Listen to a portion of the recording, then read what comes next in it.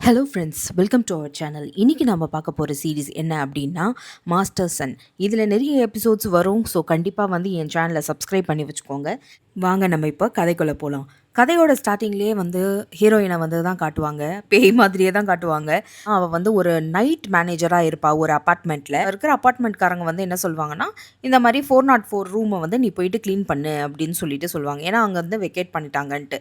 So இவளும் வந்து clean பண்ண போவா. அங்க வந்து ஆல்ரெடி வந்து ஒரு பேய் இருக்கும். அவ வந்து ஏற்கனவே டவுட்டா இருப்பா. 404 அங்க ஏற்கனவே பேய் இருக்குமே அப்படின்னு சொல்லிட்டு பயந்து பயந்து தான் போவா. அதுக்கேத்த மாதிரி அங்க வந்து ஒரு பாட்டி பேய் தான் இருப்பாங்க. அப்புறம் பார்த்தா, அவ வந்து பயந்து ஓடி போயி அவளோட மேல இருக்கும். டாப் ஃப்ளோர்ல வந்து அவளோட குட்டி வீடு இருக்கும். ஸோ அங்க போய் அவ ஒளிஞ்சுக்குவா. ஒளியும்போதும் வந்து அந்த பாட்டி பேய் வந்து பின்னாடி வந்து தொரத்தும். தொரத்தும்போது கரெக்ட்டா வந்து அது சொல்லும் இந்த மாதிரி, "என் பையன்கிட்ட போயிட்டு இத குடுத்துரு" அப்படின்னு சொல்லிட்டு.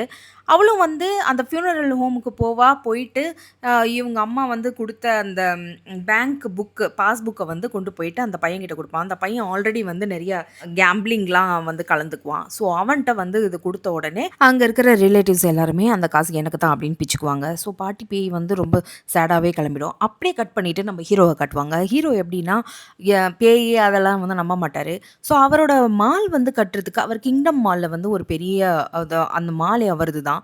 ஸோ அந்த மால்ல வந்து அதுக்கு பக்கத்துல வந்து ஏதோ ஒரு இடத்துல வந்து கட்டணும் அப்படின்னு சொல்லிட்டு ஒரு ரெசிடென்ஷியல் வீட்டுக்கு போவாரு. அந்த வீட்ல அவங்க ஒய்ஃப் வந்து இறந்திருப்பாங்க. ஸோ அந்த ஹஸ்பண்ட் கிட்ட கேட்பாங்க, இந்த மாதிரி எனக்கு வந்து இந்த இடத்த வந்து எழுதி கொடு அப்படின்னோனே, இல்ல இல்ல என் ஒய்ஃப் இங்க தான் இருக்காங்க. ஸோ இந்த ஒயிட் கலர் ரோஸ் தான் வந்து அதுக்கு ப்ரூஃபு. ஸோ வேணும் அப்படின்னா வந்து கீழ வந்து விழுந்துரும் அந்த பூவு அப்படின்னு சொன்ன உடனே, இவரு வந்து எங்க விழவே இல்ல அப்படின்னு சொல்லிட்டு அந்த ரோஸ வந்து அவன் கட் பண்ணி கீழ போட்டுருவான். போட்ட உடனே வந்து இந்த இடத்த வந்து நீ என் பேருக்கு எழுதித்தான்னு சொல்லிட்டு சைனும் வாங்கிட்டு வந்துருவான். வந்த உடனே அவன் வந்து அந்த ஹவுஸ் ஓனர் வந்து என்ன சொல்லுவாருன்னா, "பாரு உன்ன மின்னல் அடிச்சு நீ வந்து சாவ போற" அப்படின்ன உடனே, எங்க மின்னல் அடிச்சு சாகல அப்படின்னு சொல்லிட்டு வெயிட் பண்ணுவான். ஆனா எதுவும் ஆகாது.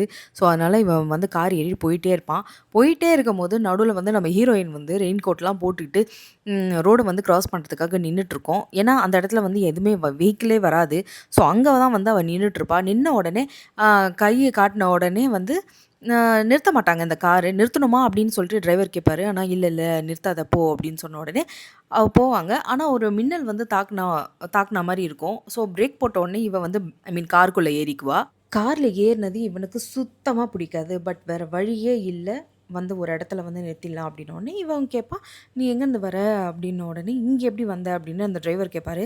ஒரு லேடி வந்து சொன்னாங்க, "மின்னல் அடிச்சு வேணா நீ தப்பிக்கலாம். என்கிட்டருந்து தப்பிக்க முடியாது." அப்படின்ற மாரி சம்திங் ஏதோ சொல்லிட்ட உடனே, இவனுக்கு வந்து அது ஸ்ட்ரைக் ஆகும். இது வந்து அந்த ஆள் சாபம் விட்டானே, அந்த மாதிரி இருக்கே அப்படின்னு சொல்லிட்டு. பட் ஆனா பெருசா அவன் கண்டுக்கவே இல்ல.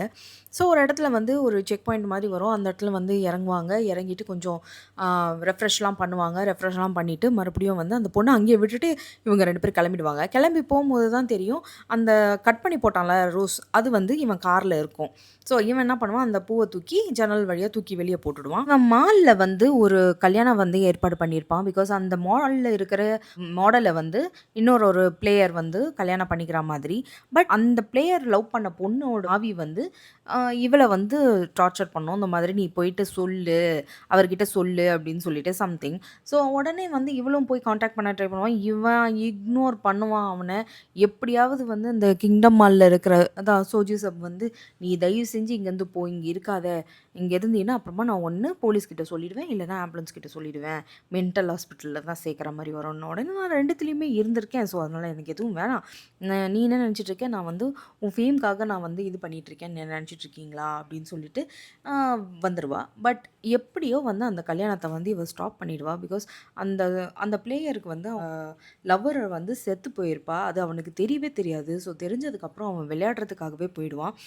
ஸோ மீன்வைல் வந்து என்ன ஆகும்னா 2 குழந்தைங்க இருப்பாங்க. அந்த 2 குழந்தைங்களும் வந்து இவகிட்ட அதுவும் பேய்ங்க தான். அந்த பேய்ங்களுக்கு வந்து இவ எப்பவுமே சாப்பாடு குடுப்பா. அவளோட வீட்டுக்கில்ல. ஸோ வந்து கேட்பா, "ஏன் நீ வந்து வேற எந்த வேலைக்கும் போமாட்டேங்கிற?" அப்படின்னோனே, "நான் எந்த வேலைக்கு போனாலுமே அங்க வந்து பேய் வந்து என்ன வந்து பயமுறுத்தும்.